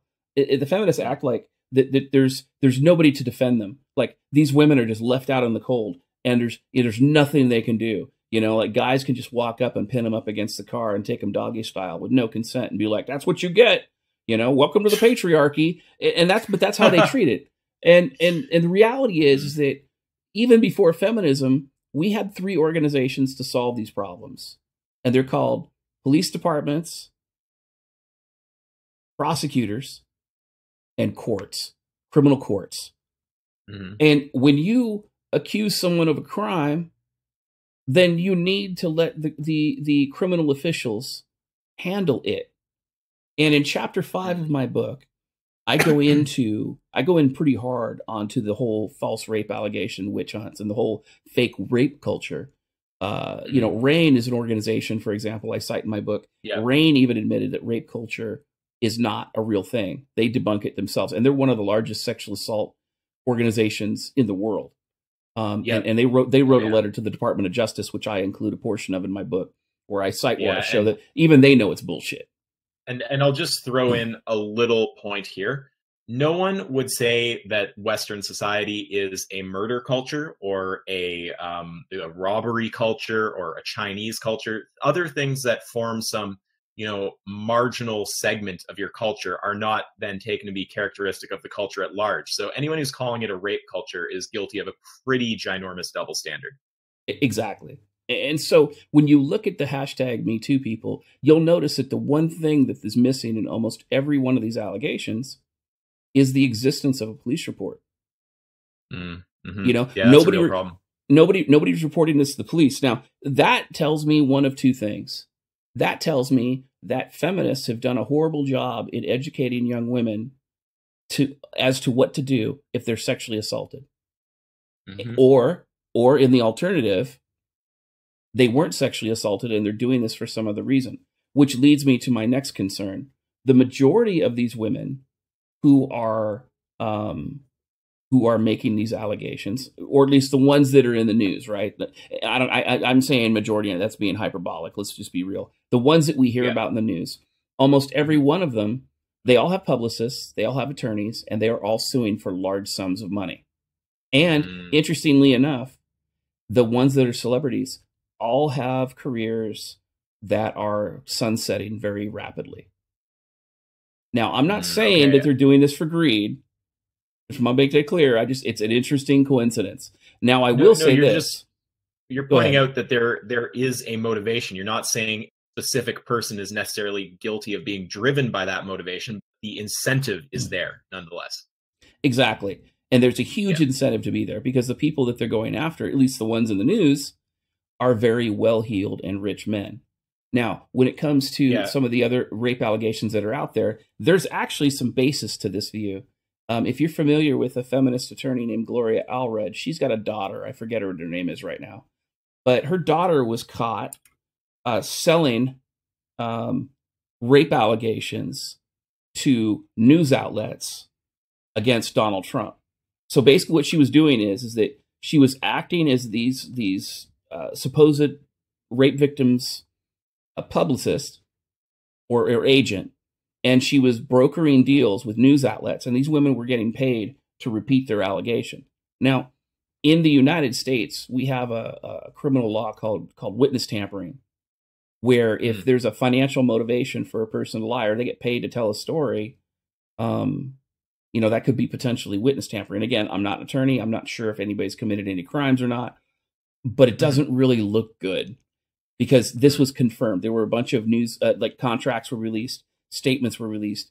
At least I think there was one woman was offered $700,000 for her allegation to go public. She said it wasn't enough, so they wouldn't do it. I mean, it's I don't know any of those details.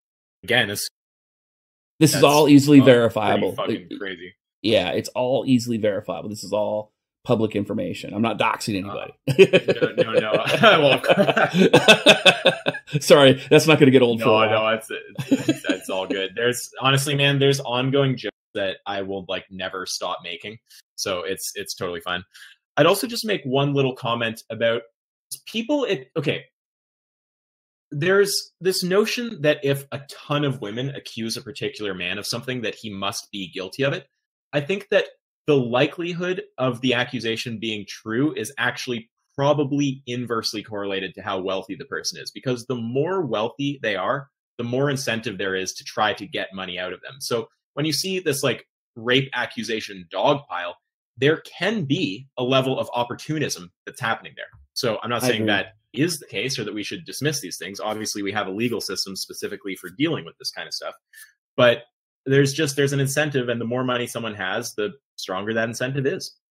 Well, right. And the other side of it is the thing that people find hard to understand, man, is that they would think, you know, look, if 11 people came out and said like this guy raped someone, I mean, why the fuck would anyone do that? Of course they must have raped them. But then when you think about it in the context of where all those people actually might have a motivation, it suddenly becomes like, okay, wait, that's not actually as convincing as it superficially seemed when it was just 11 people accused this guy of rape. Exactly.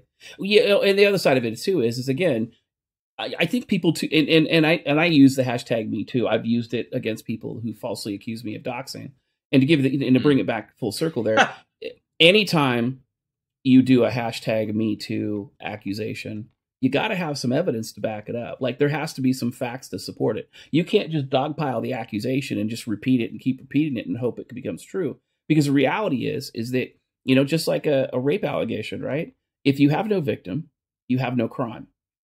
So it's one of those things that you have to really focus on. And I'm frustrated by it as well, because some of the celebrities that have come out on the Me Too campaign have actually admitted it wasn't sexual assault. They were trading sex for a part in a movie. Yeah. So I mean, it's just obvious to me that the general picture here is there are fucking obviously scummy people out there who do rape, who do sexually assault. There are obviously people that do not. And I think that when it comes to condemning people publicly, the court of public opinion is very different than the court of law. Right. And I think that we should have a very high standard for what we consider acceptable behavior there with respect to someone coming out and criticizing another person on social media. In fact, even that whole idea of going public on social media and not going to the law, that in itself actually seems sketchy as fuck to me. But well, yeah, again, like the biggest fear here is just there's a fear on both sides. On the one side, it's that, you know, the feminist point would be like, you know, you don't want to create an environment where victims feel like they can't speak. I mean, I do acknowledge that is a thing that we should care about. But then the other side is you don't want to create an environment where they're so encouraged to speak that there's actually an incentive there, that people are just believing them by default, and it gives you the power to destroy people's lives. So I see both sides, and I think that the kind of, I don't know, the measure we need to use, the heuristic, we have to just be very much, I think we just need to be skeptical. I think that is really the core of the whole thing. We shouldn't take accusations at face value, and we should give everyone the presumption of innocence. Yeah, and I would agree with that as well. And I also think that it's one of those scenarios that you have to look at the facts. You have to objectively look at the facts. And if you have a bunch of people that are running around who are interfering with the criminal investigation or whatever, that's a problem, you know? Or if they're running their own witch hunts, that's a problem. You know, and then on the same token, though, it's really kind of interesting. I'm relatively kind of new to the internet. Like I just started making my own my YouTube channel. I started making videos like late October last year. I think it was like the 28th was my first video. It's really weird that like when it comes to certain things, it's like, and I'm not mentioning names here, just kind of like a general opinion. It's like people will do things and then they'll accuse other people of doing the same thing and not realize they themselves are doing it. And so, you know, like it's really weird. It's like, it's okay when I do it because I'm greater than thou, but when you do it, oh no, that's a bridge too far. And for my interactions, I look for consistency. Yes. And I would say one thing that's important to understand that people are perfect and everyone lacks self-awareness. Obviously, some people to a greater degree than others. But it's possible to just lack self-awareness, recognize something is wrong when you see it, condemn it, and then realize, fuck, I've done that too. And the appropriate thing to do there is just to reconsider and either go, okay, both are wrong or both are right, and hold a consistent position. Exactly. And that's one of the things too, is like, I'm the first guy that I'll admit when I'm wrong. If I made a mistake on something. Well, you started this video, or at least you at some point during this stream acknowledged error on a particular thing, on putting out certain information. Right.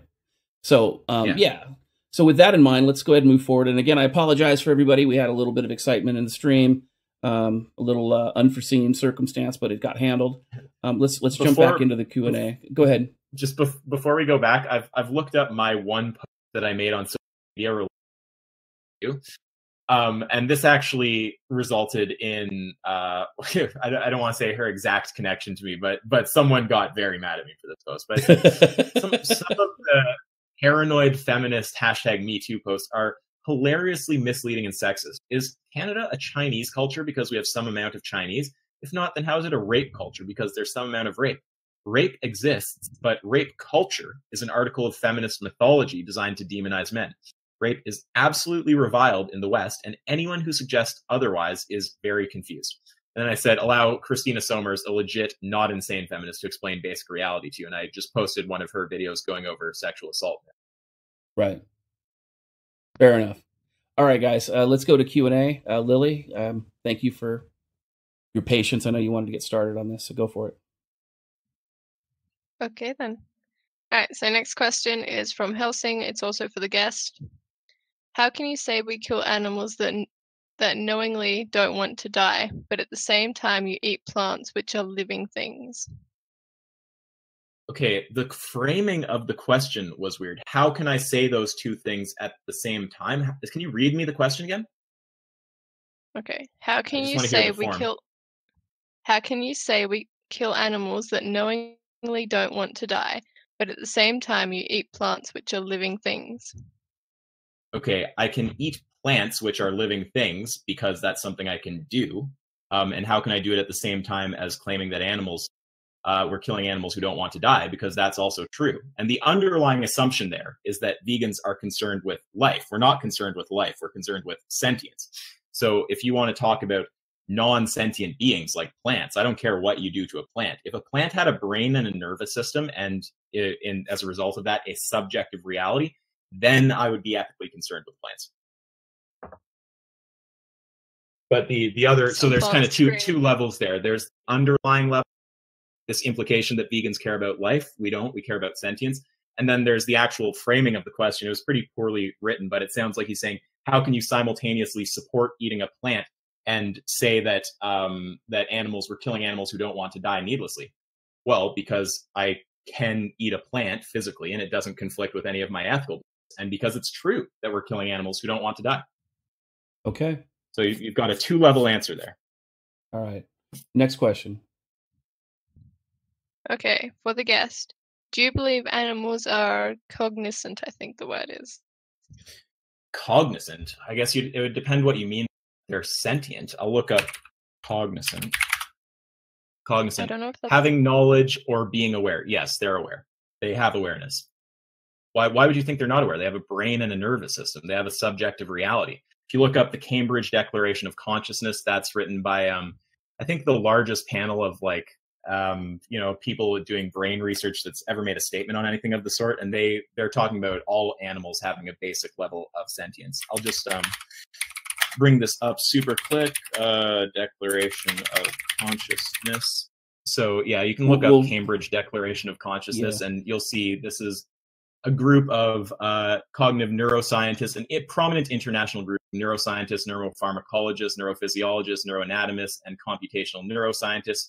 So, I mean, when you have this kind of evidence saying, yeah, they are aware, and you have a YouTube comment implying that they're not, yeah, I'm gonna err on the side of science there. Fair enough. Next question. Okay. Oh. Is it okay to eat an animal that is already dead? I don't see why not. You're not harming it. Okay. Wait.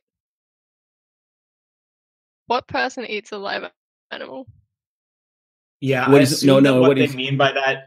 Yeah, you didn't kill. Yeah, that's obviously the core of what he's saying. Like, if you're talking about an animal that was murdered that you have to pay for the murder, no, obviously that's not ethical. But I'm assuming when he says something like that, that's already dead, he's talking about you find roadkill on the side of the road, or some animal gets old and dies. Is it technically wrong morally to eat it? No, it's not. Okay. All right. For the guest, I'm noticing a bit of a trend here. Just a little one. I think it was either maybe 4 years ago, maybe longer now. I honestly don't know. I'd need to calculate it. Somewhere between 4, maybe 5 years ago. I'm not totally sure. Sorry, I should figure that out so I can answer clearly next time.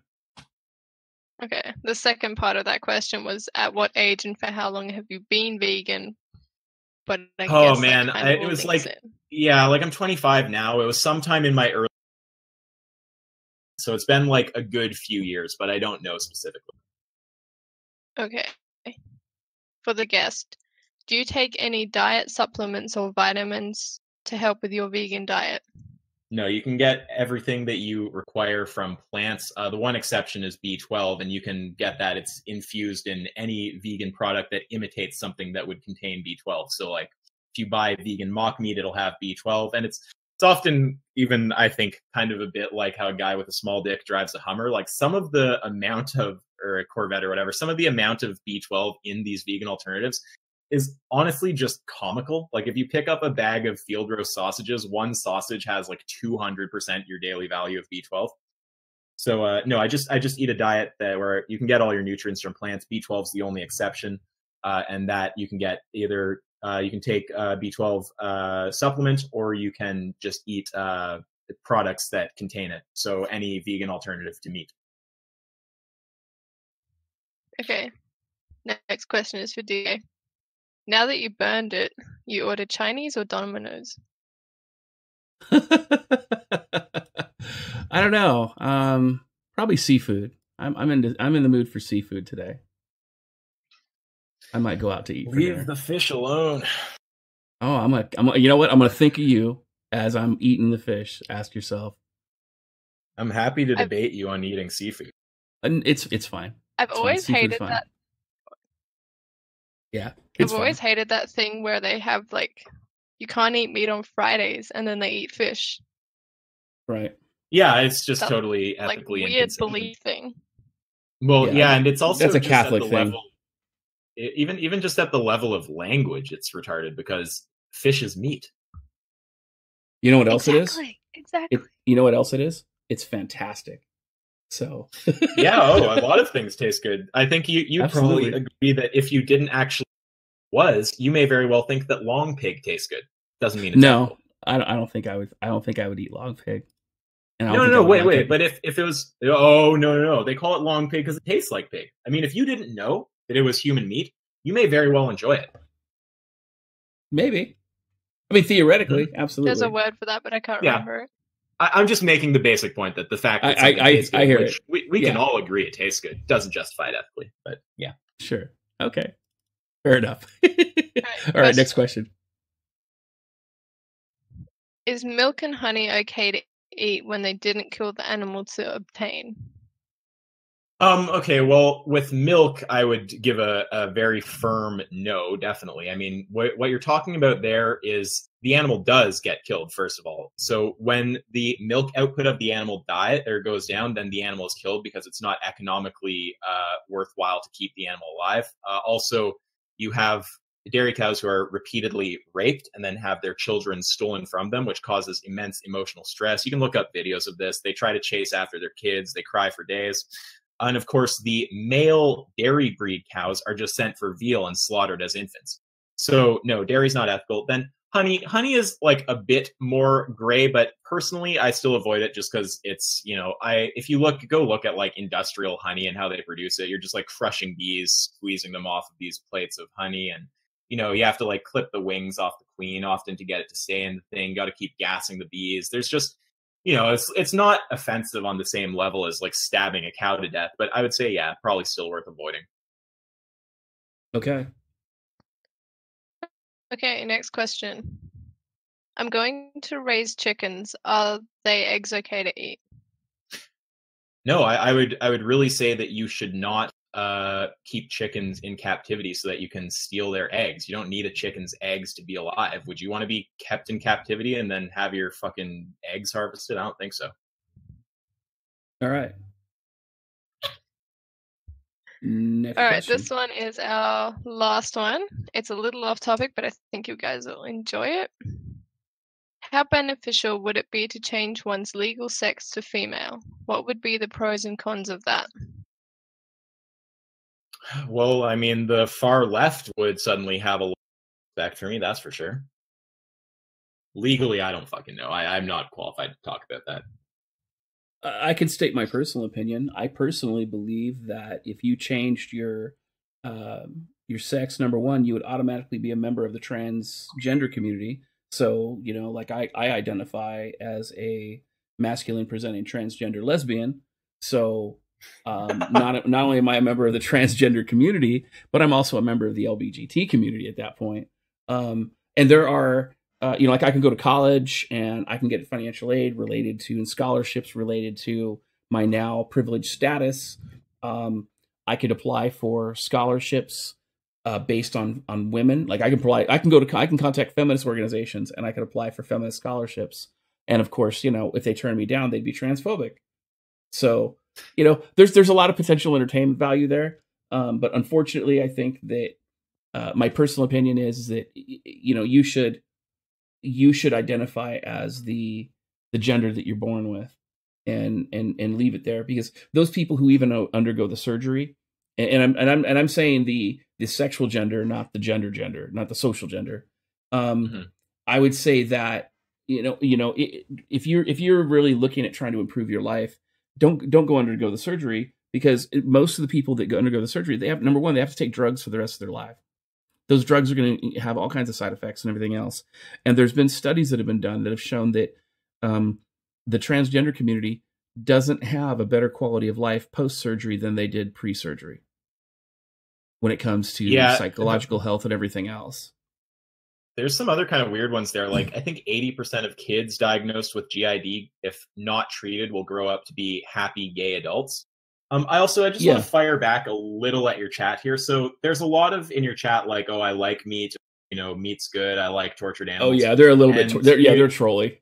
Oh, your chat could trigger me if they tried. I've done debates with people who have audiences that are way worse. I would just point out that you can say that, but it's not an ethical argument, so you can't defend your position. So I mean, that's pretty weak behavior. And then if someone's saying something like this, you know, I work on a farm, none of that happens. Okay, that's probably because it doesn't happen on a farm. The animal is usually sent to a slaughterhouse to be killed. You show me the farm that is letting the calves drink the mother's milk instead of selling the milk, which is the whole purpose of raising the cows. You show me the farm where the cows are not ultimately sent to be killed when their milk output drops below the point of economic viability. So just worth mentioning there. You wouldn't see that just sitting around being like a dairy hand on the farm. You would see that if you were aware of the entire process. Right. Okay. Well, thank you, everybody. I appreciate you tuning in and checking out. I apologize for the unforeseen emergency that occurred. I'll definitely be cutting that out of the video. Apologize, I couldn't give you any kind of real information about that. Again, I'm just concerned about doxing, but understand that everybody's okay. There were no lives lost. And most of those people, I believe, will be having meat for dinner tonight. So with that in mind, I always, again, thank you, Ask Yourself, for showing up. It's been a great conversation. I have a lot of respect for you and for what you do. And even if we have some civil disagreements on things, I really enjoy talking to you all the time. So thank you. Yeah, man, I really like talking to you too. Nice meeting you, Lily. And happy to do it anytime. You're welcome on my channel too. Awesome. All right, guys. With that, I'll be doing some post-production, and then I should be uploading this later today. So hopefully you guys have a great evening, and we'll talk to you later. Bye. Have a good one.